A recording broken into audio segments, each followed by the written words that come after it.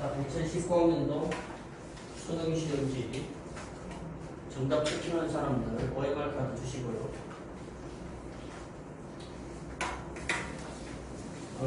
오늘까지 수고했습니다. 다음 주부터는 이제 실전이죠. 15회분의 모의고사를 가지고 실전을 합니다. 그리고 오늘 푼 거는 아마 대부분 학생들이 2번 이상은 풀어봤겠지. 오늘 포함해서 작년 수는 말 그대로 소문난 문제입니다. 그리고 점수는 크게 연연 안 해서 좋겠습니다. 제가 오늘 수업하고자 하는 것은 이제 다음 주부터 진행될 이감 모의고사가 여러분들에게 어떻게 도움될 것인가. 제가 방금 준 요상은 프린트 하나 있죠. 맞습니다. 지난 6월 평가원 시험 치고 난 뒤에 6월 평가원 시험 치고 난 뒤에 여러분들 아마 겪었을 겁니다. 아, 이감 모의고사 적중률이 상당히 높구나. 문학은 말할 것도 없었죠, 솔직히. 문학은 토지 부분 그대로 나오잖아요, 솔직히. 그래서 말할 것도 없이 올해도 마찬가지라고 생각합니다, 저는. 마찬가지. 문학은 여러분들이 수능 특강하고 수능 완성에 있는 작품들 정말 미치듯이 해야 됩니다. 학원에서 지금 나가는 간설계만으로 문학은 조금 부족할 겁니다. 그래서 시중에 보면은 문학 연계 교재가 있을 겁니다. 무슨 말인지 알겠죠? 그리고 제가 또 조선생한테 물었더니 수능 완성책이 조금만 있으면 끝난대요. 그래서 내가 뭐라 얘기했는가 하면은 그렇다면은 연계 교재 하나 해가지고 좀 애들하고 좀 같이 해라. 너가 보고 혼자 해라도 안 하잖아. 그래서 연계 교재 좀 해가지고 문학을 좀 애들한테 좀 할 수 있도록. 문학은 정말입니다. 수능 특강하고 수능 완성입니다. 미친 듯이 해야 됩니다. 거기 나오는 특히 시 같은 경우는 그냥 그대로 나오잖아요. 나오고 소설 같은 경우는 줄거리뿐만 아니고 등장 인물들의 성격 파악해야 됩니다. 성격을 알면은 대충 추리가 됩니다. 그 주제하고는. 무슨 말인지 알죠? 다음 주부터는 여러분들이 이제 2감 5회분은 9평 대비라고 생각하면 되고, 그 다음 나머지 10회분은 이제 말 그대로 이제 파이널이라고 생각하면 될 겁니다. 그래서 총 15회를 하게 되는데, 지난 6평 때도 아마 기억날 겁니다. 제가 6평 때 그때 5회분을 풀었는데, 1회부터 3회까지는, 1회부터 한 2회인가 3회까지 중에 1번부터 45까지 다 풀었어요. 다 풀다가 제가 4회부터인가 그때 비문학 지문을 하나 내지 2개밖에 안 풀었어요. 하면서 그때 여러분들께 비문학 분석지를 줬죠. 이번에 제가 이 평가원 시험 수업을 하면서 나름대로 준비했던 게 뭐냐면은 수능 완성책을 준비했거든요. 여러분들과 독서하려고. 수능 완성 독서 지문을 저는 공부해가지고 수업하려고 했는데 실제 지난 7주 동안 수업을 못했어요. 맞냐 안 맞냐. 그래서 다음 주에는 수능 완성책 들고 오세요. 알겠니? 2감 모의고사 저는 11번부터 45번까지 풀어드리고 1번부터 10번까지 안 풀겠습니다. 11번부터 45번까지 풀고 비문학 지문은 시간에 따라서 3개 혹은 2개 혹은 하나만 풀겠습니다. 무슨 말인지 알겠습니까? 그리고 수능 완성 독서 지문 하루에 최소한 2개 이상 할 겁니다. 나옵니다. 제발. 그래서 2감 모의고사도 물론 아니지. 2감 모의고사는 중요한 게 아니다. 간설계도 중요하다. 여러분들 솔직히 지금 요거 보면요. 2감 프리뷰. 자, 2감 이제 보면 이제 수능 스페셜 리뷰가 나오죠. 그거 보면요. 괴롭습니다. 가능세계라는 이 말. 그죠? 맞죠? 여러분들 마지막에 읽었던 지문 아닙니까? 가능세계라는 이 지문 정말 괴로 논리학인데 수특이 나온 거 아니었거든요. 대중류로 나온 적이 있어요. 무슨 말 알겠습니까? 지금 교재는 뭐냐면은 수특하고 연계율을 얘기하는 거 아니에요. 수특에서는 대중률 얘기했습니다. 간단하게. 자, 그런데 보세요. 이 가능세기 지문이 뒤에 보면은 인감 7차 모의고사에서 다뤘잖아요. 다르고 그 다음에 문제 유형도 비슷하게 나옵니다. 했을 때 3번 문제 나오죠. 이게 수능 3번 문제거든요. 그거를 뒤쪽으로 7번처럼 해놨죠, 또.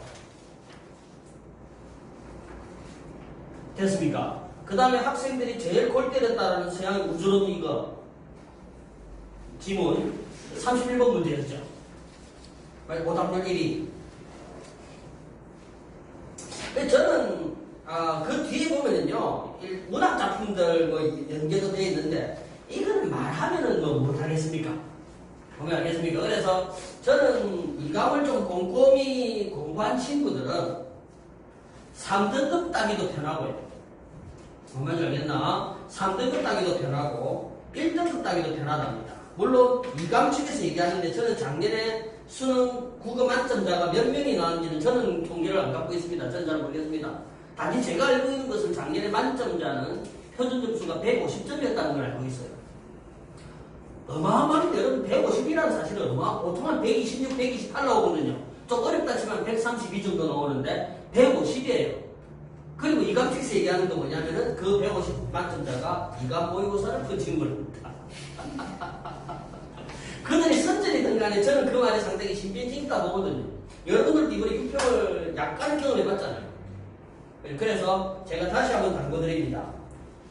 매주 나가는 간설계 분량이 만만치는 않습니다. 게으름 피우지 말고 한 주 이거 게으름 피우면 더 듭니다. 좀 꼼꼼히 좀 문제 좀 풀어주시고요. 나는 3등만 받기 때문에 여기 비문학은 안 해야지. 그런 말 하지 마세요. 비문학도 풀 수 있어 푸세요. 그래서 풀고 그 다음에 둘째 화작을 지금 학원에서 수업 못하고 있는데 화작은 시중에 나가면 화작만 따로 나와 있는 책이 있습니다. 책자를 사서 여러분들 좀 공부 좀 하시기 바랍니다. 이번 수능 같은 경우도 오답률이 화작물 같은 경우는 아무래도 또 80% 정도밖에 안 나옵니다. 정답률. 그러니까 꽤 쉽다는 얘기예요.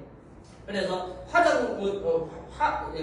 화작문이 아니고 화작 같은 경우는 유형에 따라서 이런 문제는 이렇게 풀면 된다, 이런 문제 이렇게 풀면 된다라는 그 이미 패턴이 정해져 있어요. 그래서 문제를 많이 푼 자가 정말 유리합니다.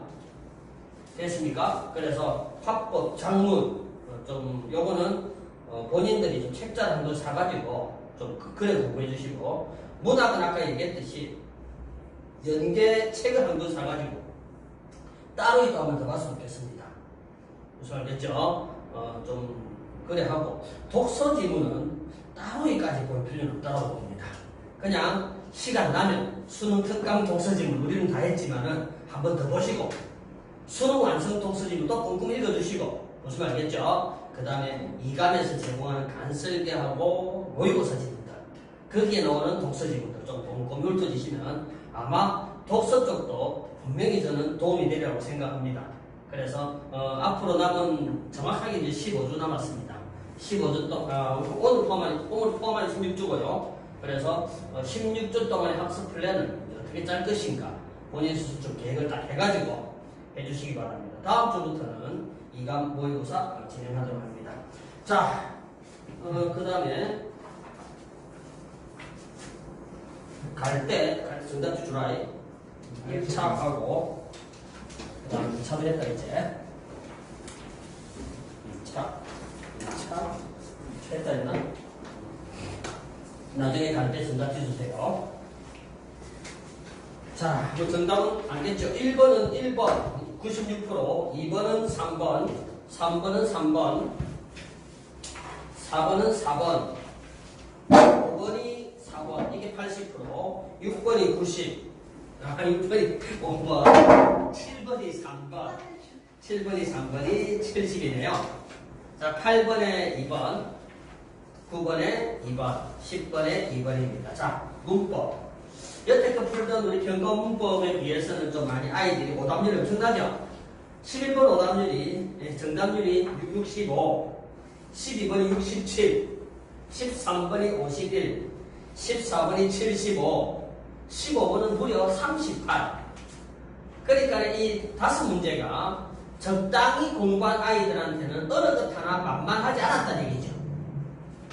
그리고 또 실제 여러분들 아시다시피 수능 당일 같은 경우는 재수생과 달리 고3생들 같은 경우는 좀 많이 쫄립니다. 처음으로 겪기 때문에 자기 학교가 아니잖아요. 다른 학교 가가지고 좀 낯선 환경 속에서 하기 위해서 또 특히 1교시입니다. 그래서 안 그래도 평상시 실력이 잘 안 나오는데 좀 신기하게 12번 이거 실제 아무것도 아닌데 문제 자체가 뭘 묻는 거지라고 모를 수도 있고 좀 아이들이 좀 그래 그 뭐지 이거 뭐야 11번 전설몸 이거 뭐야 이러면서 그냥 보기만 해보면 나오는데 좀 차분하게 좀 훈련 좀 해주시기 바랍니다. 여태 제가 제자들을 가르치면서 겪었던 것은 뭐냐면은 저는 아직까지 재학생들은 제가 지금 이제 수호제 경험이니까 제가 13년째죠. 그래도 저는 아직까지 재수생들을 더 많이 가르쳤네요. 재수생들은 제가 16년을 가르쳐봤습니다. 그렇다면은 솔직히 재수생들을 만약에 1교시 조진다 하더라도 2교시가 있기 때문에 절대 포기하지 않습니다. 그런데 제가 보았던 재학생들은 1교시 시험 조지고 나면 그냥 엎드려서 합니다. 에이 재수하자 이러면서. 자, 그래서 낯선 환경 속에서 어떻게 될지 모르니까 문법 실제 풀어보면 그다지 어렵지 않습니다. 그런데 당시 수능 당일날 아이들은 얼마만큼 낯설게 봤냐 이거겠죠. 자, 볼까요? 11번 최소 대립상에 대한 얘기죠. 이 정도 기본 지식은 알고 있어야 됩니다. 최소 대립상 뭡니까? 소리 하나 때문에 화가 된다. 뜻이 구별되는 단어의 짝이라 했습니다. 쓸쓸하다 하고 쌀쌀하다는 최소 대립상이랍니다. 쓸쓸하다, 쌀쌀하다. 맞죠? 아래 의와 아라는 모음이죠. 그죠? 그 다음에 자음에 따라서 될 수도 있고, 모음에 따라도 될 수 있고, 맞죠? 자, 우리가 흔히 알고 있는 겁니다. 그렇다면 A 한번 봅시다. 보기. 쉬하고 대립상 볼 수 있는 거 뭐 있어요? 소리겠죠. 네모 해야 됩니다. 네모 해야 됩니다. 마루하고 될 수 있는 것은 머루죠. 동글 해야 됩니다. 굿이라고 될 수 있는 것은 구슬이죠. 세모 해야 됩니다. 모래는 그냥 X 치세요. 왜 치는 줄 알겠죠? 즉 모래의 뭐는 없다? 최소 대립상은 없다는 얘기죠. 물에 이런 거 없잖아요. 그죠? 자, 그렇다면은 쉬리는 뭐하고 뭐의 차이입니까? 빨리. 위랑 오죠? 자, 여러분들 B 체계에서 위 찾아서 네모 치고요. 오 찾아서 네모 합니다. 문제 쉽습니다. 위 찾아서 네모하고 오 찾아서 네모합니다. 됐습니까? 그 다음 마루는 뭐하고 뭐 차이입니까? 이제 마루 머루는 아하가 어 차이죠. 자, 그래서 아 찾아서 뭐하고 마루하고 머루예요. 아 찾아서 동그라미하고 으 찾아서 동그라미 합니다. 구슬 모음 쪽에 있죠. 그 다음에 굿이하고 구슬은 뭐하고 뭐 차이입니까? 이하고 어 차이죠. 그래서 이, 어 찾아서 세모 합니다. 그러면은 문제 다 나왔죠, 이제. 자, 볼까요? 전설 모음은 몇 개입니까? 전설 모음 쪽에 동그라미하고 네모 있죠? 그래서 몇 개? 2개죠. 맞습니까? 그 다음에 중모음 쪽에는 뭐 있습니까? 세모하고 네모가 있죠? 그래서 몇 개입니까? 2개죠. 쉽죠? 그죠? 자, 그 다음에 평순 모음에 몇 개 있습니까, 여러분들? 4개. 그렇지. 동그라미 있고, 세모 있죠? 4개죠. 그래서 정답인 겁니다. 자, 그럼 여러분들, 고모음 쪽 한번 볼까요? 고모음 쪽에는 동그라미, 네모 동그라미가 있죠? 맞죠? 그 다음에 그렇다면은, 후설 모음 쪽에는 평순 쪽에 3개 있고, 원순 쪽에 하나 있죠? 됐죠. 정답 3번입니다. 아, 정답률 65% 너답 생각해봐라. 문제 어려운 거가 안 오는 거. 어렵지 않죠? 단지 그렇다면 당시 왜 65% 나왔을까요? 여러분들 한번 생각해봐라. 애들이 당황한 겁니다. 이런 유형의 문제는 안 풀어봤거든요. 그냥 꼼꼼히 읽으면 다 나오는 겁니다. 맞죠? 자, 그 다음에 12에서 13번 가겠습니다. 자, 여러분들 1에 기억 보세요. 발가락. 발 더하기 가락이죠. 그렇다면 발 시옷 가락 해야 되는 거 맞거든요. 발의 가락 맞습니까? 하면서 그러네요. 이거 우리가 알고 있어야 되는 겁니다. 원래 소나무는 뭐하고 뭐의 합성인데 솔 더하기 나무고, 그 다음에 이튿날도 이틀 더하기 날이고, 기억도 발 더하기 가락의 합성이죠. 맞죠? 그다음 합성일 때는 여러분들 무슨 소리 현상 일어나야 되죠? 사이 소리 현상이 일어나야 되는 거 맞죠? 그다음 발가락 같은 경우는 사이 시옷이 빠진 이유는 견뎌와서 빠진다는 얘기고. 됐습니까? 그 다음에 소나무 같은 경우는 알다시피 무슨 탈락 현상? 리얼 탈락이고, 맞죠? 이거 아는 얘들 뭐 있습니까? 싸전 있죠. 싸전, 쌀전. 그 다음에 불삽을 뭐? 부사. 그 다음 하늘잎을 뭐? 하늘잎. 그 다음 딸잎을 뭐? 따님. 요거 알고. 자, 우리 알고 있는 거 맞아, 안 맞아? 그 다음에 이튿날 같은 경우는 뭐가 뭐로 바뀐 경우다? 리을이 디귿으로 바뀐 업의 보전 현상이라고 하거든요. 우리 알고 있는 거 뭐 있어? 설 더하기 달해서 섣달. 술 더하기 가락에서 숟가락. 맞죠? 자, 이것도 우리가 알고 있는 겁니다. 자, 또 있네요. 바느질고리에서 반짓고리. 이런 게 있습니다. 3월 삼진날, 삼진, 이런 것들 전부 다 리얼이 뭘 바뀐 거다? 디귿으로 바뀐 얘들입니다. 자, 일단 안 읽겠습니다. 그래서 12번 하겠습니다. 자, 기억은 뭐만 찾으면 되노? 뒤에 게 뭐가 나는데? 된소리는 나는데, 된소리는 나는데 합성이며 뒤에 게 된소리는 나는데 시옷 없는 거 찾으면 되죠. 자, 빨리 동그라미 해봐. 뭐 보이죠? 솔방울 동그라미죠. 그 다음에 푸나무 있죠. X죠. 네. 자, 동그라미 합니다. 그 다음에 쌀가루 O죠. 따라서 솔방울 쌀가루 동그라미 해놓고, 맞습니까? 그 다음 리얼 탈락 찾으면 되죠. 이제 두 번째 항목 봅니다. 무술이 뭐가 있습니까? 물 더하기 수리가 있죠. 네. 이것도 동그라미 해놓습니다. 푸나무 맞죠? 맞죠? 자, 이제 답은 그렇다면 1번, 2번, 4번 속에 있죠? 네. 자, 그 다음에 이제 뭐 찾아야 돼요? 나달 아니죠? 예. 섣달 맞죠? 정답 2번입니다. 14번 옵니다. 자, 보면요. A를 읽고 난 뒤에 여러분들이 이제 푸는 문제인데요. 자, 중세 국어 예를 보면은 그냥 예를 보면서 확인하면 되죠. 선지 1번 보세요. 술로 밥을 뜨다라는 현대 국어는 예문이 잘못되었다는 얘기죠. 그죠? 따라서 술로라고 자린명사는 못 쓴다는 얘기 맞아 안 맞아? 단지 밥 한 술, 이때 술은 뭐예요? 의존명사죠. 맞죠? 따라서 독립적인 자린명사처럼 못 쓰니까 1번 맞죠? 그죠? 2번, 3번, 4번, 5번. 왜 5번입니까? 숟가락하고 무사람 같은 경우는 자, 리얼이 현대국어로 오면서 틀려져. 이거 서로 발음이 달라는 것은 발음은 같아져 다. 그지? 발음은 같았고 본래 A 달라 보세요. 뭐로 써야 되는 게 맞답니까 본래? 디귿으로 써야 되는 게 맞나? 시옷으로 써야 되는 게 맞나? 본래. 여러분들 12, 13, 제10원에 A 단락 이해 못했습니까? A 단락 잠깐 보세요. A 단락 마지막 문단 봅니다. 이튿날 찾았습니까? 이튿날은 여러분들 이틀하고 날 사이고 중간에 시옷이 결합된 건 맞죠? 그래야지 이틀의 밤이 될 거 아닙니까? 여러분들 잠깐 관행격 조사 시옷이란 말은 뭐뭐의 이런 뜻이란 얘기입니다. 됐습니까? 우리 현대국어의 관행격 조사는 뭐 있습니까? 뭐뭐의 있잖아요. 나의 꿈, 우리의 꿈의.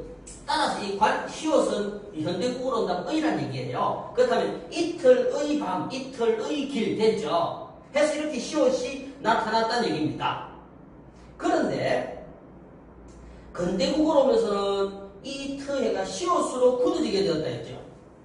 시옷이 관행격 조사 기능을 잃고 여러분도 이것도 알 겁니다. 시옷, 디귿 구별이 좀 안 되고 맞죠? 했던 것들이 예전에 자, 그래서 막 그래 헷갈리니까 이튿날 디귿으로 하게 했다 이거죠. 근데 마지막 문장 한번 보세요. 그러나 이때 디귿은 리을이 변한 것으로 설명되지 않으므로 중세국어 물시옷 사람에서 온 묻 사람처럼 이튿날 같은 경우도 디귿으로 쓰시면 안 되고 본래 뭐로 써야 되는 거다 그냥 이트 시옷으로 쓰는 게 올바른 변화 과정을 고려하면 맞다는 얘기예요. 이해했나 지금? 그 말이에요. 따라서 13번의 선지 5번 보세요. 시옷의 발음은 똑같이 서로 시옷이었습니다. 그 발음은 그대로였는데 맞죠? 변화 과정을 고려해 볼 때는 디귿을 쓰면 안 됐다는 얘기예요. 정답 5번입니다. 14번. 자, A 보세요. A의 삼았다라는 것은 몇 자리 서술어죠? 주어 필요하고 목적어 필요하고 부사어 필요하죠. 따라서 1번 맞죠. 위기를 또 필요하고 기회로도 필요하죠. 2번 봅니다. 바다가는 파라타의 주어가 되고 눈이는 부시다의 주어가 됐죠. 2번 또 맞죠. 3번 별은 큰 문장 즉 안은 문장의 목적어는 맞는데 안긴 문장에서는 별은 뭡니까? 주어죠. 별이 반짝이죠. 따라서 선지 3번이 답입니다. 이런 거 맞추세요. 응? 이런 거 맞춰야 됩니다. 그 다음 15번 옵니다. 자, 어려울 수도 있겠죠, 이 문제가. 어려울 수도 있지만, 자, 보세요, 여러분들. 기억, 리을, 디귿, 리을에서, 자, 일단 사전을 보면은 단어는 몇 개밖에 없습니까? 2개밖에 없죠. A라는 단어가 있고, 받다라는 단어가 있잖아요. 그죠? 근데 우리가 밑으로 보니까 받게, 바투 나와 있죠. 맞죠? 그렇다면 받게는 분명히 A 쪽에 있는 것일 거고, 맞죠? 아니지. A가 아니고 밑에 받다의 활용형이고, 맞죠? 그 다음에 두 번째로 오는 바투는 분명히 첫 번째 A겠죠. 따라서 A가 무조건 와야 된다. 바투가 와야 됩니다. 그래서 4번, 5번 속에 일단 답은 있는데, 자, 여러분들 한번 보세요. 기억. 약속 날짜를 너무 밖에 잡았다 이랬죠. 이거는 시간하고 관련되는 거 많이 안 맞네요. 그렇다면 형용사의 활용형 중에서 네모 1, 네모 2, 네모 3 중에서 어디하고 해당됩니까? 네모 1의 사례겠죠. 따라서 기억은 어디에 해당한다? 시에 해당하겠죠. 쌤 강의되나? 자, 기억 옆에 C라고 쓰나? 기억 옆에 C라고 쓰고, 그 다음 두 번째 보세요. 서로 밖에 앉아야지. 이건 또 뭐겠노? 시간이가 공간이가. 그죠? 이건 거리의 문제죠. 따라서 이것 또한 받다 형용사 활용형 네모 1에 해당하죠. 따라서 니은 옆에도 뭐라고 써라? C라고 쓰세요. 시간이 더 필요한데 제출 기한을 너무 바투 잡았다는 경우는 A 쪽에 들어가는 건 맞는데 A 쪽에 네모 1가 네모 2일까를 봐야겠죠. 맞죠? 자, 제출 기한이니까 뭐예요 이거? 시간이죠. 어디의 예문이고? 동그라미 A의 네모 2의 예문이죠. 맞죠? 그러니까 디귿 들어가면 답이 안 됩니다. 됐습니까? 리을 보세요. 아들에게 바투 다가갔다 했죠. 네. 이거는 뭡니까 이제? 대상 사이가 가까워졌다는 얘기니까 뭐의 사례입니까? 네모 1의 사례죠. 따라서 이거는 B가 들어가겠죠. 그래서 정답 몇 번이다? 5번이라는 얘기입니다. 됐습니까? 자, 1달러부터 7달러까지 가겠습니다. 사람은 살아가는 동안 여러 약속을 한답니다. 자, 이 16번은 17번은 56%, 18번 80%, 19번 51%, 20번에 95%죠. 맞죠? 그래서 아이들은 18번, 20번 풀고 나머지는 찍었다 얘기죠, 그냥. 그죠? 그냥 사회지문 나오니까 그냥 귀찮아 하면서 찍었는데, 이거 찍고 나니까 뒤에 나오는 비문학 지문은 더 풀 게 없었죠. 그러니까 적어도 요 지문 정도 내가 얘기했잖아. 지문 하나 정도는 완벽하게 읽을 능력을 가져라는 얘기예요. 물론 3등급이 지금 이번에 70점만 들어오면 되지만 70점도 그렇게 만만한 것은 아니거든요. 요 정도는 아니더라고요. 맞죠? 지금 수능이 지금 3등급 컷이 지금 70 아닙니까? 그죠? 몇 개 틀려야 돼요? 25점 정도. 12문제, 13문제. 12문제, 13문제. 몇 개, 그러니까 이거 16에서 20번 정도는 좀 다 풀려고 노력을 해야 되지 않겠나 봅니다. 뒤에 거는 사실 더 어려웠잖아요, 솔직히. 한번 읽어볼게요, 그냥. 사회지문요, 제가 얘기합니다. 어려워하지 말고요. 사회지문 같은 경우는 개념만 사회지문 중에서 여러분들 제일 힘든 게 무슨 파트고? 경제 파트 아닙니까? 뻔하잖아요, 이제. 경제 파트에 나오는 채권이라든가 주식이라든가 그러니까 몇 개의 개념들입니다. 그것만 어디 잡아놔라. 다른 거 공부하지 말라는 얘기예요. 수특과 수능 완성에 나오는 지문 잡아라는 얘기예요. 무슨 말 알겠나 지금? 그것도 얼마나 좋은 거? 이미 기본 내가 얘기했죠. 비문학 지문 어떻게 연계된다고? 비문학 지문은 지문이 연계되는 게 아니고 개념이 연계되거든요. 배중률 해가지고 그 개념이 연계되듯이 무슨 말 알겠지? 그러니까 너희들이 수능 공부하면서 그냥 학교 선생님이나 학원생 같은 경우는 배중률이랄지도 모르죠. 근데 배중률이 뜻이 뭐고? 봐봐. 기억 안 나잖아. 한자 풀어볼까? 배제한다. 중간을. 중간치기 없다는 얘기야. 이거거나 이건기라 그냥. 맞지? P이거나 나 P. 봐. 개념을 딱 잡고 그 개념만 있으면 나머지는 이제 무슨 알겠죠 이제. 수능 특강이나 수능 완성 쪽에 독서 지문은 3등급을 받겠다고 노력해도 개념을 확실히 잡아놔라는 얘기야. 알겠나? 무슨 내가 지문 너희들 어렵잖아 솔직히. 그거 읽으라 소리 안 하거든요. 개념을 좀 잡아가지고 말 나오는 것들에 대한 개념. 채권 나오면은 개념도 있었잖아. 그래 했을 때 그 이자 관계가 어떻게 되는지도 알아야 돼요. 맞냐 안 맞냐. 환율이 나왔을 때도 그건 가장 기본적인 개념. 그걸 가지고 확장하거든요. 그걸 연계지문이라고 합니다. 시는 그대로 나와야 연계고 맞죠? 소설은 제목만 같은 연계고 그렇잖아요. 그죠? 그래서 우리가 수능에서 어떻게 연계되는가 분명히 알기 때문에 독서지문은 뭐다? 개념이다. 됐죠? 자, 읽어볼게. 자, 이번에 뭐에 대한 얘기입니까? 계약이죠. 1문단 첫 줄 동그라미 2개 하세요. 계약. 계약은 약속이다. 쉽습니다. 그죠? 하지만 친구와 뜻이 맞아. 주말에 영화 보러 가는 약속과는 다르다. 일반적인 다른 약속처럼 계약도 서로의 의사 표시가 합치하여 성립하지만 그리고 서로 맞았다는 얘기죠.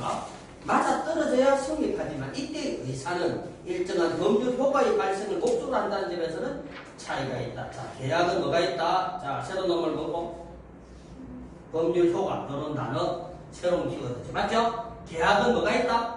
법률 효과가 있다. 그 밑줄 요금을 딱 끊으면 되는 거 맞아 안 맞아? 그 다음 읽어봐. 잠깐만. 책 이따 동수중 읽으면서 이해 못해도 된다. 방금 이 문장이 왜 중요하다는 거? 문장 구조상 차이점 얘기하는 거 맞아 안 맞아? 뭐하고?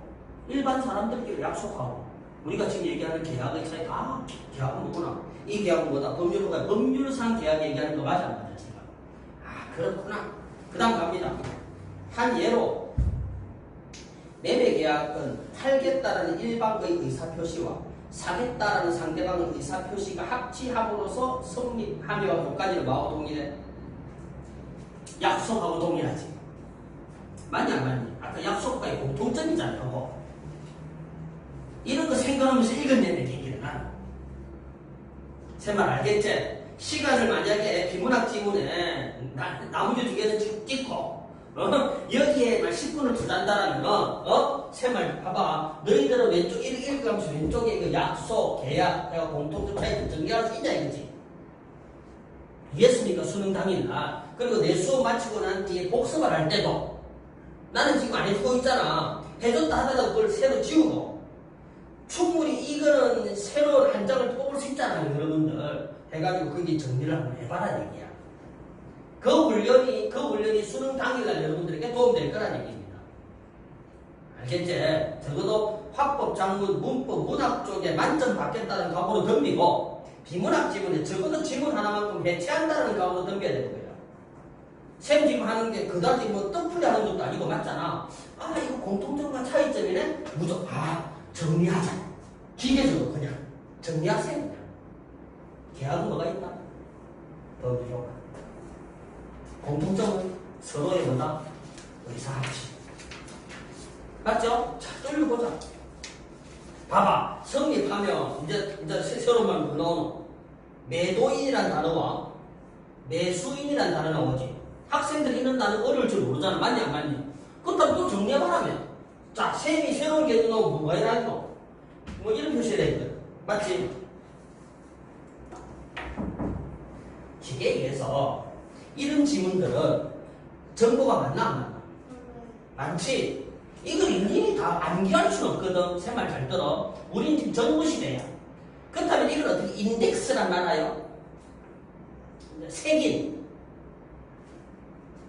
이게 만약에 책이 한 1000권이라 합시다. 그러니까 문제 풀 때는 다 이 안에 있나 없나? 있죠? 이해 못해도 풀 수 있는 거 맞아 안 맞아? 이해가 푸는 것이 진짜 한 문제 정도나? 맞죠? 자, 그럼 이거를 어떻게 그러니까 이걸 어떻게 책장에 잘 꼽아 놓을 것인가 문제죠. 그럼 나중에 문제 풀 때, 이거 두 번째 칸에 뭐 있었지? 바로 꺼내주잖아. 그게 바로 뭐다? 색인이라는 거예요. 개념대로 이렇게 표시해 놓으세요. 어떤 애들은 막 B급 막 끄서 그럼 어디 있는지 모르잖아, 또. B급 끄면 한 2문단 지나면은 다 까먹고는데. 생각 알겠나? 어떤 애들은 잘되고 있고 내 미치겠다. 잘되고 있고 B급 끄고 하는 것보다 어차피 이해 안 됩니다. 정확하게 뭐 잡아놔라. 매도인, 매수인이라는 단어 나오면 여기 있다. 맞니 안 맞니? 선지 이거 가면서 매도인 어디 있지? 바로 찾을 수 있잖아. 책임 표시를 확실히 해놔야 되겠다. 개념 이해되면 더 좋고. 자, 매도인이 뭐겠노? 그렇죠. 매수인은 사는 사람입니다. 그렇다면 여러분들 개념으로 바꿔 이제. 맞니 안 맞니? 아는 말로. 파는 거, 산법이라든가, 맞지? 지금 본인 스스로의 욕으로 바꿔놓고, 그럼 이해하기 쉽다는 얘기죠. 그러니까 매도인은 매수인에게 매매 목적물의 소유권을 이전해야 할 의무를, 이것도 쉽잖아, 이제. 맞죠? 매매 목적물의 소유권을 이전하여야 할 의무를 짐과 동시에 매매 대금의 지급을 청구할 권리를 하는데 이게 무슨 말이겠네, 이거? 건물을 판다해서 건물을 줘야 되고 또 뭐 돈을 받은 권리가 있다는 얘기야. 그다음 돈을 줄 의무는 누가 있노? 매수인이 있어야 되지. 그다음 매수인은 매도인에게 매매 대금을 지급할 의무가 있고 소유권의 이전을 청구할 권리를 갖는다는 얘기지. 둘 다 권리 의무가 다 있지. 그다음 양 당사자는 서로 권리를 행사하고 서로 의무를 이행하는 관계에 있다. 맞습니까? 자, 여기까지 1문단. 뭐에 대한 얘기고? 법률상 계약에 대한 얘기였지. 맞죠? 했더니, 자, 여러분들 잠깐, 법률상 계약. 상대방이 서로 뭐 해야 되고, 의견 합치해야 되고, 파는 놈이나 사는 놈이나, 둘 다 권리와 뭐가 있다? 의무가 있다. 2문단. 연결은 뭐 나왔니? 이처럼 법률 효과를 발생시킨 행위들을 뭐라 한다? 법률행위. 네모 치도분가. 법률행위. 자, 계약은 뭐다? 하나의 법률행위다 이거죠. 그래서 1문단 계약 동글동글하게 2문단 네모 쪽으로 줄 연결만 딱 해놓으면 이제 끝났죠. 맞습니까? 계약은 뭐다? 하나의 일종의 법률행위다. 법률행위는 어떤 거니 방금? 법률 효과를 발생시키는 행위죠. 여기서 잠깐만 법률 효과라는 게 뭘까요? 그렇다면 뭐 하거나 뭐 할 권리.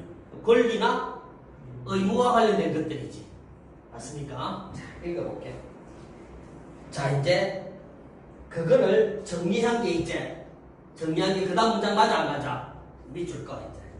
봐, 처음 밑줄 긋는 거죠. 이제 계약은 법률 행위의 일종으로서 당사자에게 일정한 청구권과 이행 의무를 발생시킨다. 자, 묻겠다. 하나 물어보자 그러면은 청구권은 내도인에게만 있다. OX. 아, 이제 봐. 이제 말이 어렵던데서 무엇이 하지 마라. 방금. 자, 책 보지 마라. 계약은 방금 상대방이 서로 동의해야 되고, 그 다음에 타는 새끼나 사는 새끼나 동시에 뭐가 있었노? 권리와 의무가 있었지. 파는 놈은 무슨 권리가 있노? 돈 받을 권리 있고, 무슨 의무가 있노? 건물 줄 의무가 있고, 사는 놈은 돈을 줄 의무가 있고, 물건을 받을 권리가 있지. 자, 물건을 받을 권리, 여기 바로 뭐였고, 사는 놈한테는 청구권이고, 돈을 받을 권리가 파는 놈한테는 뭐다? 청구권이 이제 된다. 그 청구권은 매도인에게만 있다 하면 오다 X다? X가 되는 거야. 어떻게 읽어가는 줄 알겠지, 그죠? 훈련하셔야 돼서. 선생님 머리 아프고 하지 말고 훈련해야 됩니다. 자, 제가 이때까지 평가원 시험들 쭉 보면서 아이들이 무슨 제재하고 무슨 제재 합쳤을 때 정말 힘들다. 인문제재 플러스 과학제재를 미칩니다, 너희들. 올해 그냥 하늘에 기도하세요. 인문과학은 오지 마라 이라고. 4대 제재 나오면 이 정도는 나올 수 있다. 진짜야. 이 정도 나오면 그냥 행복하다 하면서 풀어요. 10분 좋다. 10분 만에 이제 푼다. 16, 17, 18, 19, 20 아닙니까? 5문제들은 다 풀고 다 맞았다 생각한 게 들릴까 아이가 이제. 자, 그 정도만 해도 잘한 거죠. 막 잘한 겁니다. 자, 계속할까요? 청구권의 내용을 한 권리가 채권이고 그에 따라 이행을 할 의무가 채무다. 봐라. 새로운 기본 나왔지? 방금은 매도인과 매수인의 얘기가 나왔는데 이번엔 뭐하고? 채권하고 채무가 나옵니다. 그 다음 채권은 그렇다면은 봐봐. 똑같네요. 그죠? 매도인은 채권과 채무가 있고 매수인도 채권과 채무가 있는 거 맞아? 됐네요. 따라서 채권과 채무는 발생한 법률 효과가 동전의 양면처럼 서로 다른 방향에서 파악되는 것을 알 수 있다고. 예상했던 문장 맞아 안 맞아? 이 말이 옛날 괜히 용종 쓴다 지금. 동전의 양면처럼 서로 다른 방향에서 파악된다 맞잖아. 네. 그지? 얘한테는 채권 채무가 이마한테는 채권이잖아. 그지? 그래서 그렇다는 얘기입니다. 흡사 메비우스 띠처럼 이래 가는 이만 이래 가는 이만 이래 됐지. 메비우스의 띠 알아요? 그러니까는 동전의 양면이라는 얘기입니다. 얘는 물건을 줄 의무가 있고 이만한 물건을 받을 권리가 있으니까 같은 얘기. 자, 갑니다. 봐라. 이제 어제 또 무슨 단어 나오노? 변제라는 단어가 나왔다. 채무자가 채무의 내용대로 이행하여 채권을 소멸시키는 것을 말한다. 변제란다. 변제도 그렇다면 양방향이 생기는 거 맞아 안 맞아? 그지? 매도인도 변제를 해야 되고 매수인도 뭐 해야 되노? 변제를. 매도인은 그렇다면 계약 목적물을 인도함으로써 변제가 되는 거고 맞죠? 그 다음 매수인은 그에 대한 일정한 대금을 지불함으로써 뭐가 되겠니? 변제가 되겠죠. 3문답. 자, 이제 뭐가 나오노? 얘가 나오네요. 그죠? 갑과 을이 소유한 그림 A를 갑에게 매도하는 것을 내용을 하는 매매계약을 체결했다. 자, 누가 매도자고 누가 파는 놈이고 을이 소유한 그림 A를 갑에게 매도한다 했지. 그럼 을이 뭐다? 매도자고 갑이 뭐다? 매수자지. 누가 그림줘야 되고 을이 그림줘야 되고 맞지? 계약 목적물이지. 갑이 돈을 지불해야 되죠. 자, 을의 채무는 을이다, 을. 그러니까 모르겠으면 이제 여기다가 써주면 되지. 갑은 뭐고, 을은 뭐다. 땡땡땡땡. 그러면 이해가 된다는 얘기야. 을의 채무는, 을은 뭐하노? 소유한 그림을 갖고 있는 거지. 따라서 을의 의무는 그림을 넘겨주는 거 맞아, 안 맞아? 그림 A의 소유권을 갑에게 이전하는 것이다. 대문단 읽고 난 뒤에 확인하고. 그래 갑니다. 자, 이 문단 갑시다. 복잡한 문제를 단순하여 푸는 수학적 전통을 이어받은 코페르니쿠스. 아, 유명하지. 또 나오네. 형이사학적 문제에는 관심이 없었다 했습니다. 그런데 아까 1문단에서 형이사학을 뒤바꾸는 변형으로 이어졌다 했거든. 맞죠? 아, 무슨 말인가 보겠습니다. 자, 네 번째 줄 갑니다. 누구 나오노? 왼쪽에 정리하면 되거든. 아리스토텔레스와 프톨레마이오스. 얘네들은 뭐고, 지금 뭐 나와야 되노? 태양 중심설, 지구 중심설, 이런 말 나와야 되죠, 이제.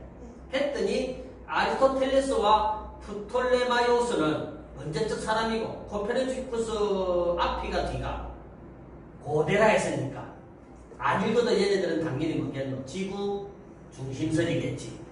한번 읽어봐라. 아리스토텔레스와 프톨레마이오스. 유명한 사람입니다. 여러분들 앞으로 평가원 시험들 좀 보다 보면은 프톨레마이오스도 유명한 놈이에요. 임마.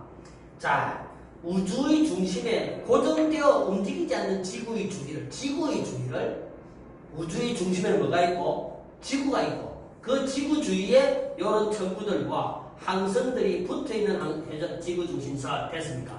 지구 중심설이다.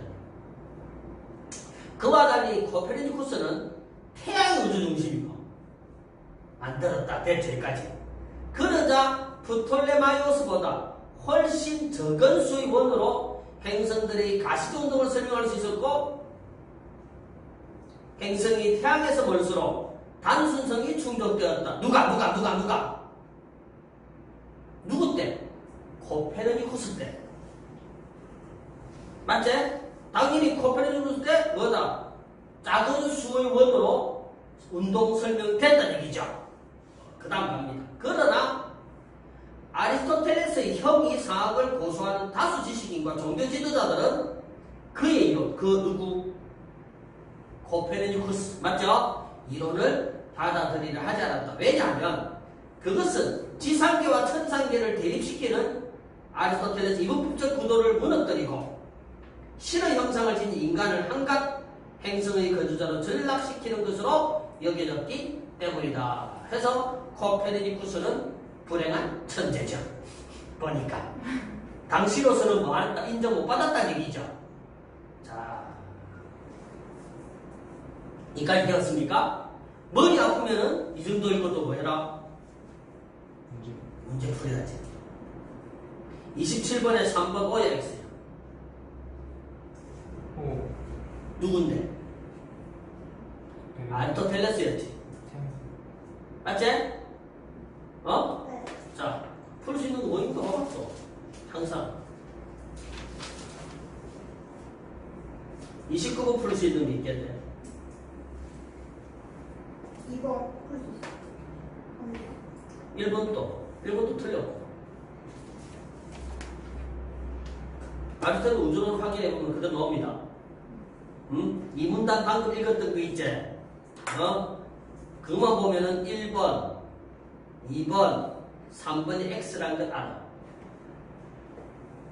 됐나? 무슨 말인가? 1번, 2번, 3번 X라는 걸 알아요. 4번, 5번은 아직 알 수 없고, 이제 누구 보면 브라헤가 누군지 찾으면 될까요? 그것도? 맞습니까? 그리고 30번 풀 수 있는 거 없는 건 아직까지 풀 수는 없지. 기억 나오니까. 이해했나? 풀 수 있는 문제가 뭐 있는가 찾아내서. 그 다음에 3문단 봅니다. 자, 브라헤가 나오지. 브라헤라는 사람은 코페르니쿠스 천문학의 장점을 인정하면서도 아리스토텔레스 형이상학과의 상충을 피하고자 우주의 중심에 지구가 고정되어 있고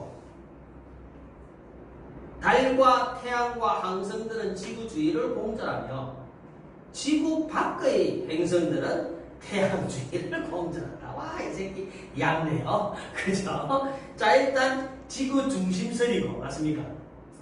지구 중심설에 지구만 어쨌거나 우주의 중심이고, 그 다음에 나머지 지구의 행성들은 태양주의를 공전한다. 이랬네요. 아까 분화해가 뭔가 봐야지. 29번에 4번. 아리스토텔레스의 형이상학도 인정했잖아. 정답 4번이지. 이거 맞는 말이었잖아. 맞죠? 그래 찾으면 됩니다. 이게 아이들이 29번에 46% 나온 이유가 뭐겠노? 이래 안 읽었다는 얘기인기라. 그냥 시간 부족하고 읽기 싫고 해서 그냥 세리 찍었다는 얘기죠. 여기 지금. 무슨 말 알겠나?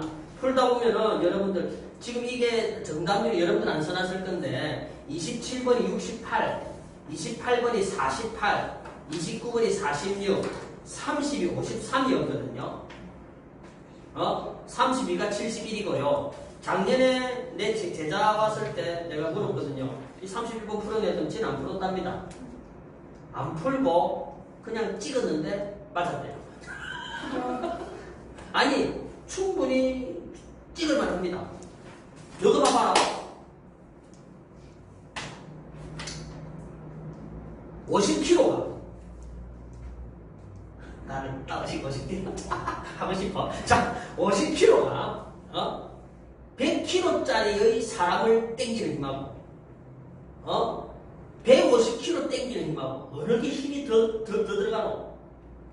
150. 그렇지. 끝. 그것만 하면 답입니다.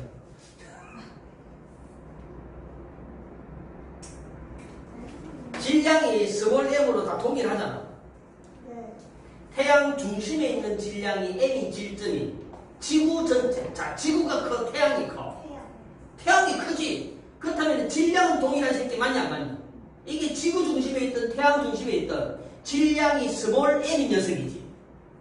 맞지? 질량이 스몰 m인 녀석이 지구를 당길 때 드는 힘하고 태양을 당길 때 드는 힘에서 어느 게 더 세게 묵히노? 태양이지 당연히. 그런데 이번 뭐라요? 같다니까 틀린다. 자, 이게 지금 우리가 안 읽었는데요. 이제 3문단 읽고 이게 3문단만 읽으면 나오거든요. 그거 4문단 하면 내가 읽어줄게. 무슨 말이냐면 17세기 후반에 뉴턴은 태양 중심설을 역학적으로 정당화했다. 그는 만유 인력 가설로부터 케플러의 행성운동 법칙들을 성공적으로 연역했다. 이때 가정한 만유인력이라는 것은 뭐냐면은 두 가상의 점들이 서로 당기는 힘이라 있거든. 질량을 가진 점들. 그 크기는 두 질점의 질량곱에 비례하고 거리 제곱에 반비례한 당연한 거 맞냐 안 맞냐? 질량이 클수록 힘이 많이 들어가고 거리가 멀수록 많이 갈 거 아닌가? 그러니까 이제 자, 그 다음 봐봐라. 지구를 포함하는 전체들이 밀도가 균질하거나, 자, 밀도가 뭐고? 부피분의 질량이지. 맞지? 자, 그러니까 균등하게 배분되어 있거나 구 대칭을 일하는 구라면 전체가 그 전체 밖에 어떤 질점을 당기는 만유인력은 그 전체를 잘게 나눈 부피 요소들 각각이 전체 밖 어떤 질점을 당기는 만유인력을 모두 더하여 구할 수 있다. 이 말이 뭐냐면은 자, 봐봐. 내하고 내가 이번에 몸이 왜 나가겠지? 세기 80이 넘어 이제.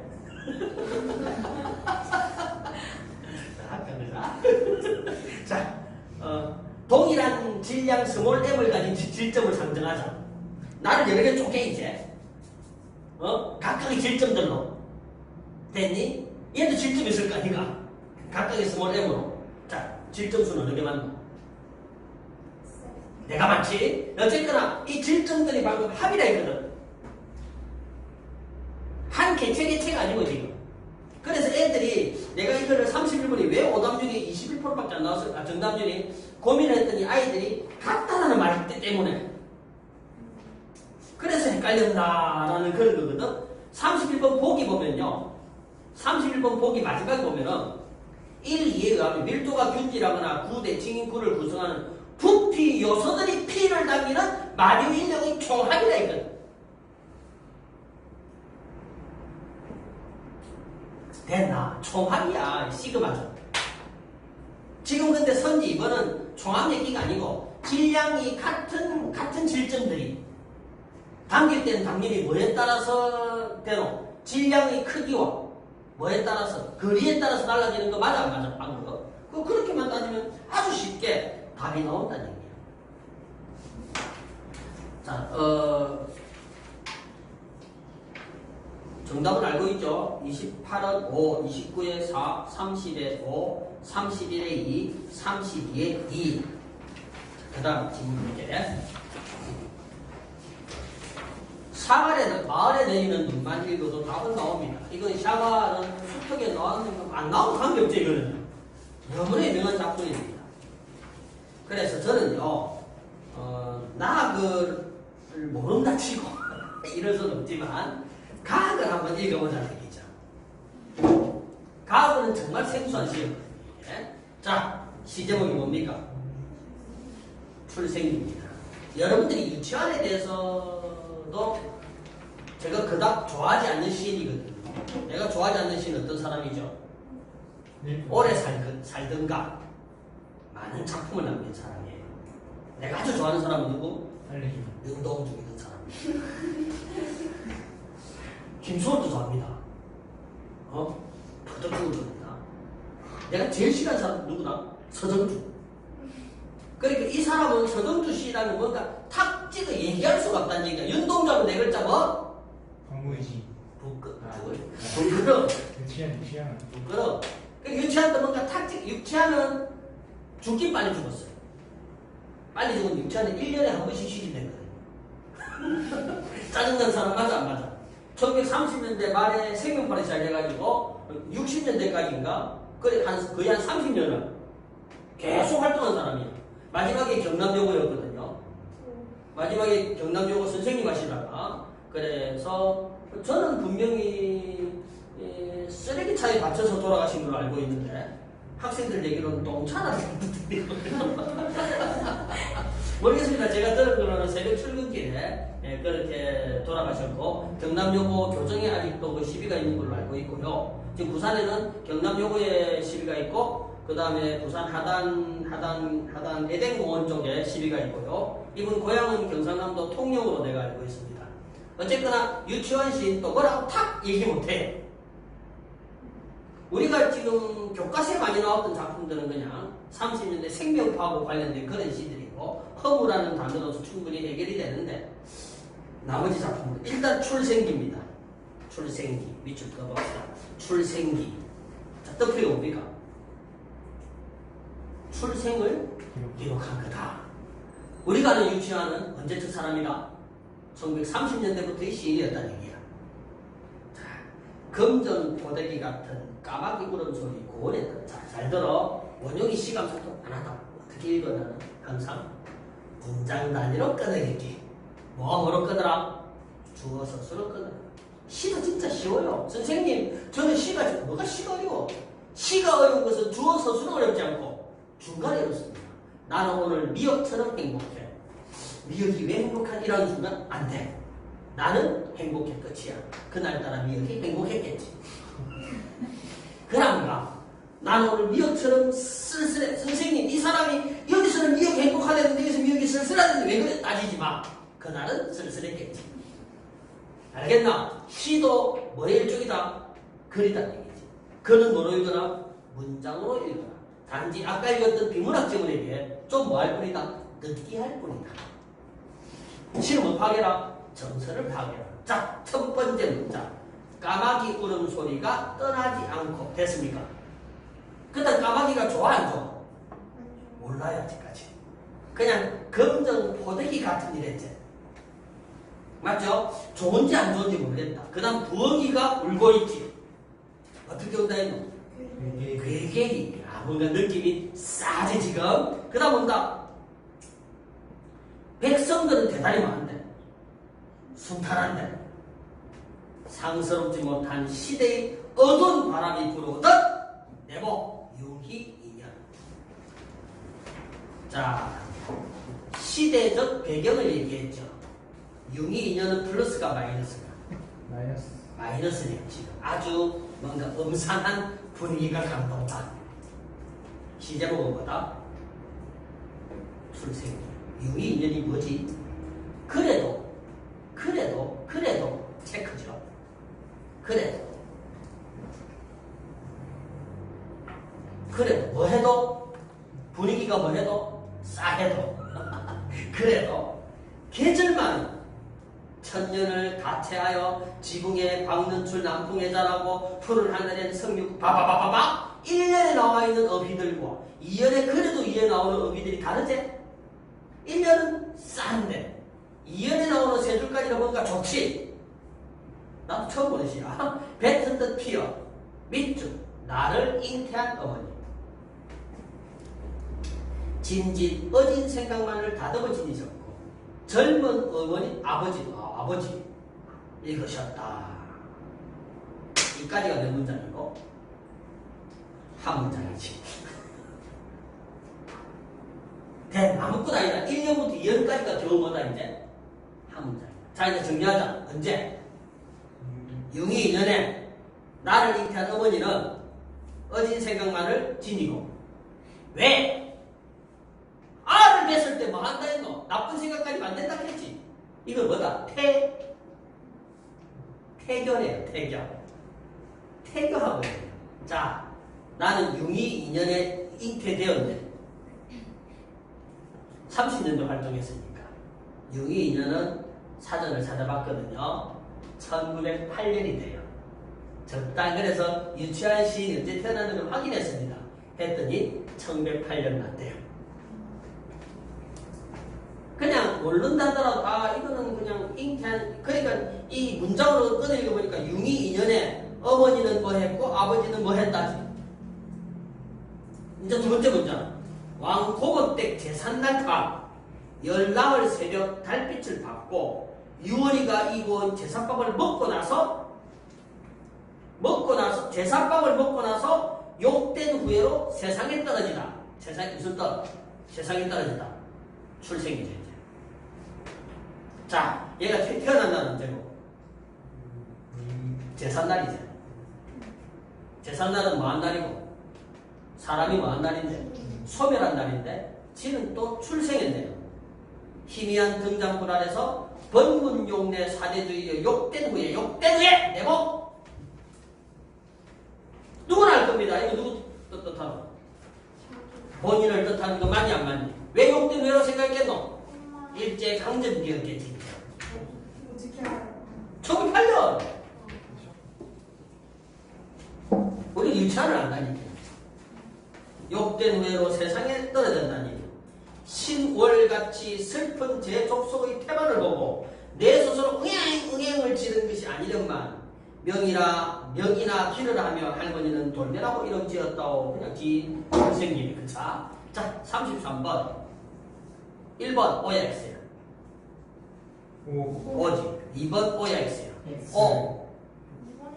2번 또 O지. 과거 시제 사용했잖아. 어디요? 2년이 아까워. 이해네.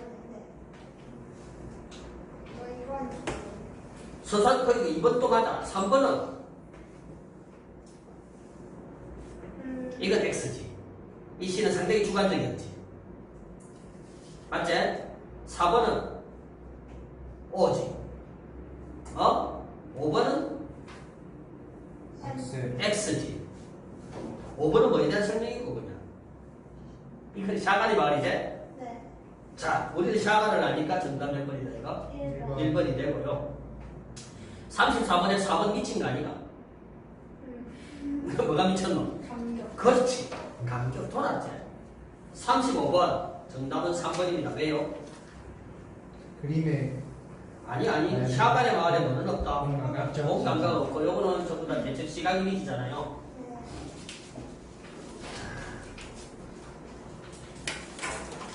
네. 임장군전은요 수능 완성에 나왔던 질문입니다. 그래서 아이들도 평이하게 좀 읽었을 만한 작품이 아니겠나 싶어요. 저는 안 읽으랍니다 그냥. 읽어줄까요? 아니요. 어? 내 고전 소설 아니 녹수 재밌다. 많이 걸려요 이제. 다음 주부터 기간 모의고사의 문학 작품 꼼꼼히 읽어드릴 겁니다. 이거는 곧 나올지도. 이거는 왜 제가 아니고 이거는 뭐 이제 어차피 소설 읽는 방법은 알잖아. 주어에다가 뭐 인물이 동그라미 치고 맞지? 그 다음에 특히 고전소설 같은 경우는 뭘 파악해야 된다? 소설 유형부터 파악해야 되잖아. 소설 유형 알잖아. 임경업전 먼저 임경업이니까 이거는 소설이 임경업은 장군이었잖아요. 실존 인물이었고 그 다음에 이런 소설 같은 경우 여러분들 38번 같은 경우 소설 읽기 전에 먼저 이것부터 보고 읽으면 상당히 좋죠. 맞죠? 자, 그래 갑시다. 36번에 5번, 37번에 5번, 38번에 4번. 4번이 왜 틀렸을까요? 36번은 정답률 87, 그죠? 37은 71, 38은 82죠. 그러니까 내가 굳이 뭐. 4번은 비판, 자전 비판한 적 없고 연민 드러내기는 큰일 나겠죠. 자, 이제 39에서 42 논리학 지문.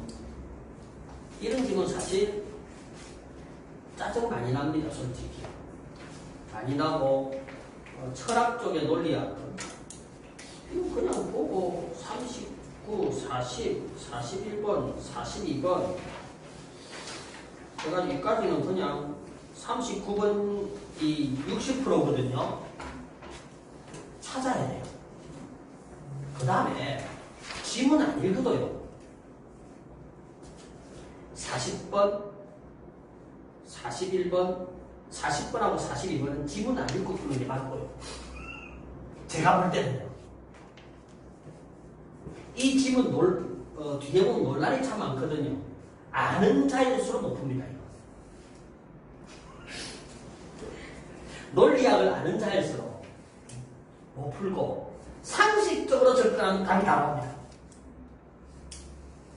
그러니까 지금 만약에 이와 같은 지문이 이제 올해 수능에 이제 나온다면 제일 처음에 했던 우리 지문 있지? 사회 지문 한 10분 이상 주제에서 꼼꼼히 안 풀려고 노력하고 과학 지문 안 어려울 때 진짜 그거 안 어렵고 딱 보고 이건 난이도가 좀 나오겠다 싶으면 일단 들어주기도 돼요. 물론 그건 정답이 2번이었지만 짝수형 몇 번인지 모르겠다. 어쨌거나 5번, 4번, 3번 중에 하나 찍고 됐니? 그리고 항상 저는 그래 봅니다. 국어 문제이기 때문에 계산하는 문제는 없어요. 상식선에서 뭔가 해결하면 된다고 봅니다.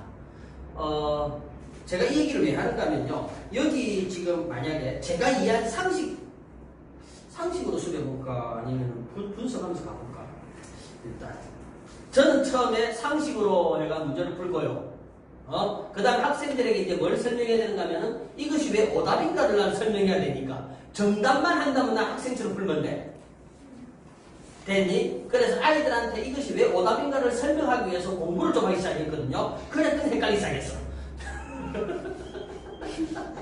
알겠니 무슨 말인가? 솔직히 처음에는 제가 이렇게 안 시큼했어요.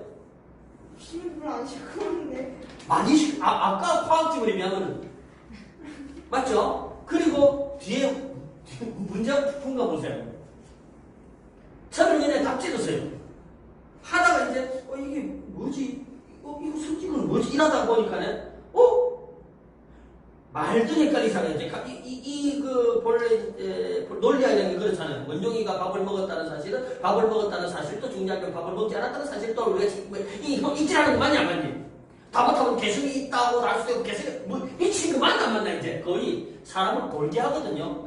그래 저는 보통 이런 질문 나올 때는 항상 예전부터 기호서는 게 있었어요. 지금은 없는데 이거는 저희들이 철학 시간에도 따로 없었고 우리 때 고등학교 다닌 학생들은 우리가 써요 이런 기호를. 이건 all이고 some입니다.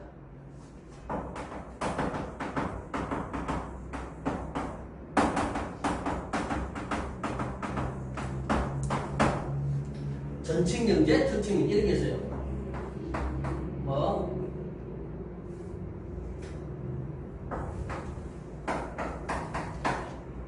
이런 거 쓰기도 하고 하는 그런 개념들이 있는데 이거는 우리가 고등학교 때 수학 시간 배운 거예요. 이 지문은 내가 볼 때는 수학을 전공한 논리학자들은요 이 지문이 못 풀어요. 못 풀고 이런 지문을 처음 보는 학생이라고 봅니다. 이 말 잘 들어라. 그래놓고 수능 출제위원들은 뭐라 했는가? 우리는 문제 가져왔다 했거든요. 수능의 본질을 얘기하는 겁니다. 아시겠습니까? 자, 읽어보자. 1문단. 두 명제가 모두 참인 것도 모두 거짓인 것도 가능하지 않는 관계를 뭐라 한다?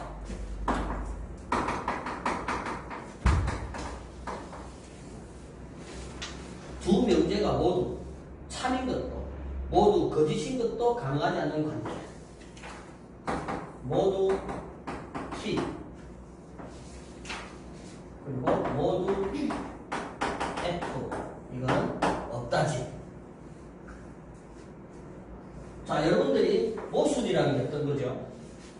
말이 안 되는 아니, 그 말이 아니죠. 합기는 모순 관계와 반대 관계 알죠? 이거 우리가 국어 시간에 하는 거 아닙니까? 모순과 반대. 남자하고 여자는 중간항이 있어 없어? 없죠. 모순이죠. 그 다음에 있다 하고 없다도 뭡니까? 모순이죠. 그러나 이기다 하고 지다는 중간에 있어 없어? 있어요. 있죠. 이건 우리가 반대랍니다.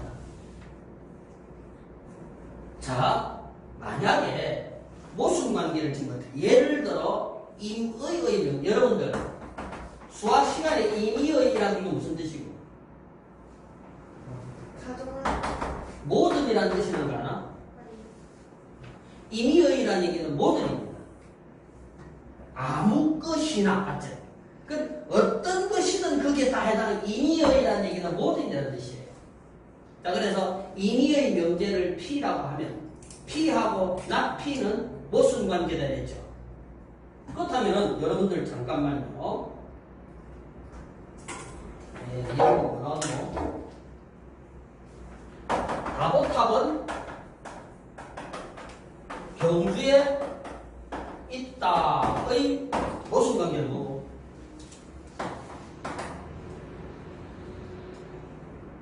없다 다보탑은 경주에 없다가 안 돼.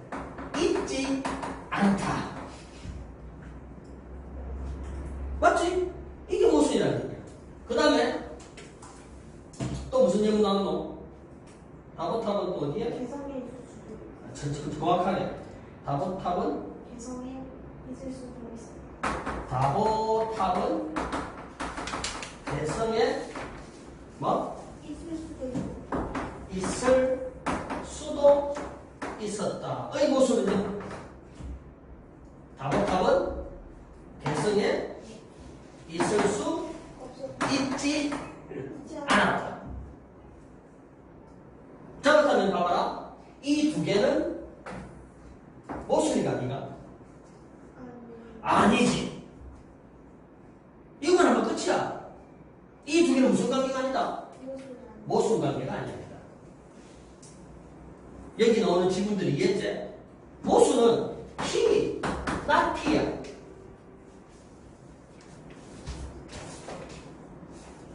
자, 그렇다면 이제 한번 읽어볼게. 모순 관계가 있고 P하고 not P가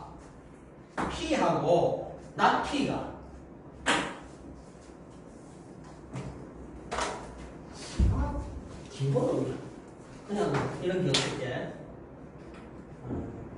논리학에서는 된이라고 수학에서는 교집합 정도. P이면서 나피인 거 이해했나? P이거나 나피는 이거 아니지? 이것도 되나? 완전 요 논리학 때는 P이거나 나피는 오할 개념이고 P이면서 나피는 엔드 개념이지? 쌤 좀 하거든요. P이면서 나피는 엔드고 두 개가 교집합돼야 되는 거 맞아 안 맞아? 그 다음 P이거나 쉽게 얘기해서 시인이면서 소설가는 시인 집합과 소설가 집합이 교집합이 있어야 될까? 여기 그 뜻이 있네. 시인이거나 소설가는 시인과 소설가 집합 다 들어가지. 그래서 시인이거나 소설가는 OR 개념이 되고 시인이면서 소설가는 AND 개념이 되지. 똑같이 되나? 따라서 AND 개념은 수학에서 교집합이고 OR 개념은 합집합이지. 됐어? 그거를 논리학에서는 뭐 이렇게 표현해 그냥. 자, 그래서 P이면서 뭐인 거? 나 P가 모두 뭐 한 거. 이것도 참이고 이것도 참인 경우는 없다 했잖아.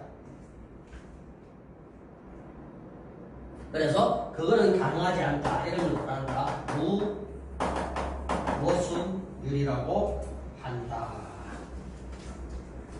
자, 그래서 다보탑은 경주에 있다와 다보탑은 개성에 있을 수도 있었다는 당연히 뭐가 아니다.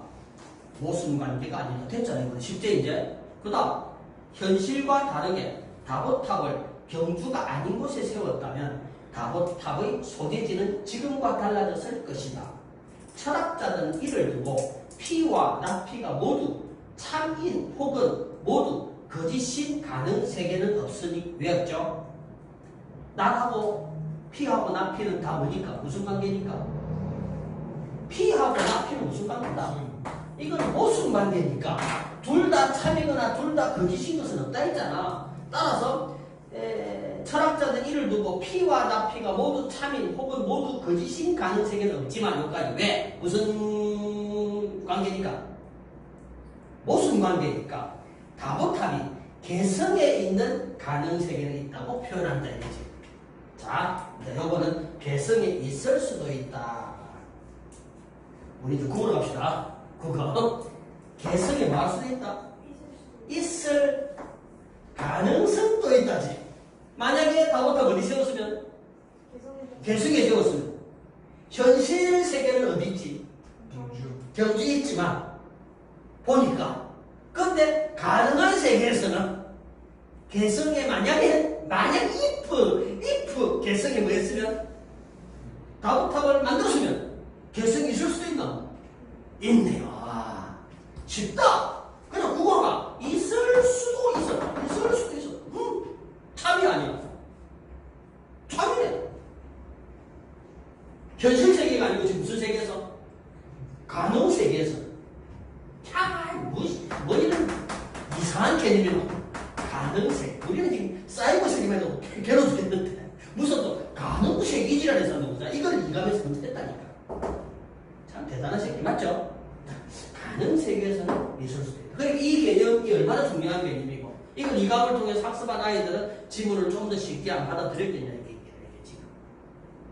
자, 두 번째 가능 세계의 개념은 이제 가능 세계에 나온다. 일상의에서 흔히 쓰이는 필연성과 가능성에 대한 진술을 분석하는 데 중요한 역할을 한다.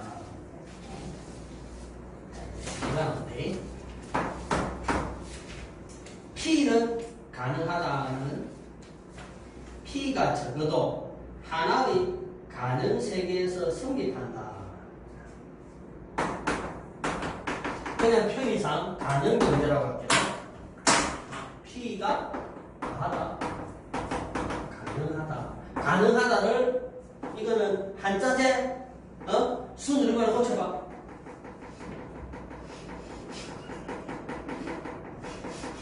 수능을 고쳐봐. 이거 가능하다. 있을 수도 있고. 그렇지. 자, 있을 수도 있다 이 말이야. P가 있을 수도 있다. 이거는 그냥 자 P가 가능하다는 P가 적어도 하나의 가능 세계에서는 성립한다. 맞냐? 그지? 그 다음에 P가 필연적이다. 이걸 그냥 무슨 명제라 해보자. 그냥 필연 명제라고 해볼게.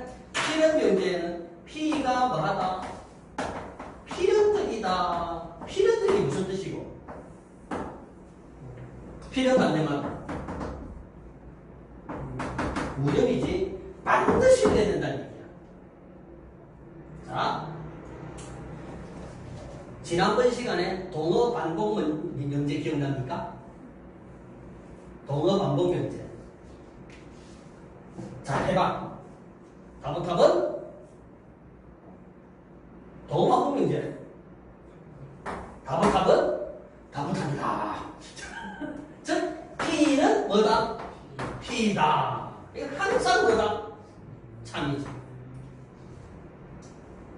맞지? 물론 지난번 시간에 참이 아닐 수도 있다는 그건 그 지문이고. 쌤이 그 오랜 세월 동안 수능 지문 읽고도 아직도 안 똑똑해지는 이유가 뭔 줄 알아? 지문 읽고 까먹기 때문이야. 그때는 동어반복 면제도 함정이 있다고 배웠잖아, 우리가 지금. 그건 잊어버리라고. 근데 동어반복이 P면 P라는 게 P 이꼴 P라는 얘기잖아. 이거는 죽다 깨라도 뭐다?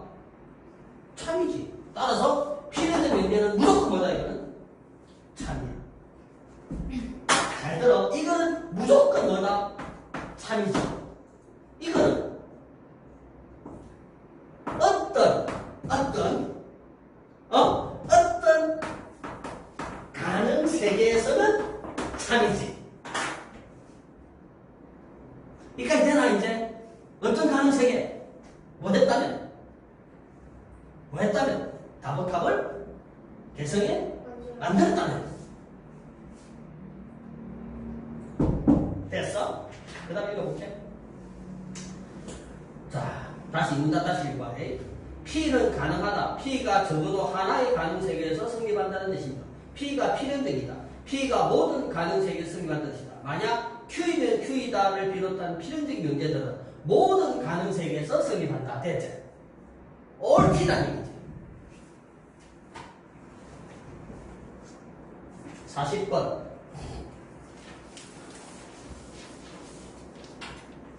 이번 봐봐. 만약 다보탑이 개성에 있다면, 다보탑은 개성에 있다. 만약 다보탑이 개성에 있다면, 다보탑은 개성에 있다. 이게 무슨 명제고? 만약에 다보탑이 개성에 있다면, 다보탑은 개성에 있다. 무슨 명제고, 이거? 아까 했던 거 아닌가? 이게 무슨 명제? 필연 명제지. 모든 가능 세계에서는 다 뭐고? 참이지. 그러니까 이해했잖아.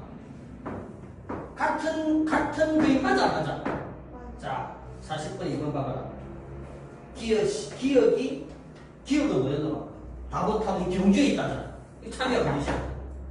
다보탑이 어디 있다 했는데, 방금? 개성이 있다 했는데. 이건 뭐다? 거짓이지. 따라서 선지 2번 기억이 거짓인 가능성이 없다니까 틀렸잖아. 상식적으로 그냥 상식적으로 말만 넣어봐라. 만약에 다보탑이 개성에 있다면 다보탑은 개성에 있다가 성립하는 그런 가능성이라면 이 말은 이것이 필연 명제라고 인식된다면 다보탑 무조건 어디 있어야 되나? 개성이 있어야 되는 거 맞아? 그렇다면 다보탑은 절대로 어디 없다. 경주에 쓸 수 없지. 근데 경주에 기억이 거짓인 가능성, 그러니까 경주에 있다는 것이 거짓인 가능성에도 존재하죠. 맞죠? 무슨 말인가? 자, 이거는 지금 현실 세계 얘기가 아니고 지금 무슨 세계다? 실제 있지 않는 세계예요. 가능 세계. if에 보면. 그래서 얘가 또 가능 세계 그거 하고 있잖아. 자, 이제 또 봐봐. 만약 내가 내가 8시 기차를 뭐 했으면?